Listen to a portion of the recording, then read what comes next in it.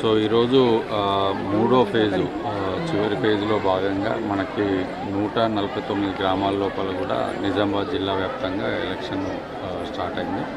ఉదయం 7 గంటల నుండి ప్రశాంతంగా జరుగుతుంది.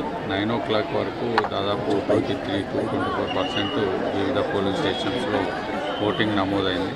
సో ఇక్కడ మనం ఈరోజు బాల్కొండలో చూస్తే కూడా ఓటర్లు అందరూ చాలా యాక్టివ్గా పార్టిసిపేట్ చేస్తున్నారు. ఈ పోలింగ్ స్టేషన్ వరకు ఆల్మోస్ట్ 30% దాటింది ఇప్పటికీ. సో ఇది 1 o'clock వరకు నడుస్తుంది. 1 o'clockకి క్యూ లైన్లో ఉన్న వాళ్ళందరికీ కూడా మనము ఓటు వినియోగించుకునే అవకాశం కల్పించి 2 గంటల నుండి కౌంటింగ్ స్టార్ట్ చేస్తాము. సో కౌంటింగ్ అయిన వెంటనే ఉప సర్పంచ్ ఎలక్షన్ కూడా ఈరోజే ఉంటుంది.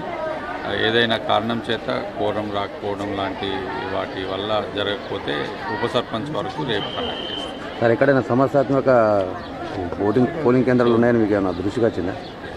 మనము ఈ సమస్య అనేది ఎలక్షన్లో రాలేదు, బట్ మనము ముందుగా ప్రిపరేటరీ అరేంజ్మెంట్స్లో భాగంగా సమస్యాత్మక పోలింగ్ స్టేషన్లను గుర్తిస్తాం. ఇంతకుముందు ఏదైనా డిస్టర్బెన్స్ జరిగినా కానీ ఓటింగ్ పర్సంటేజ్ హైయెస్ట్గా ఉన్నా కానీ చేస్తాము.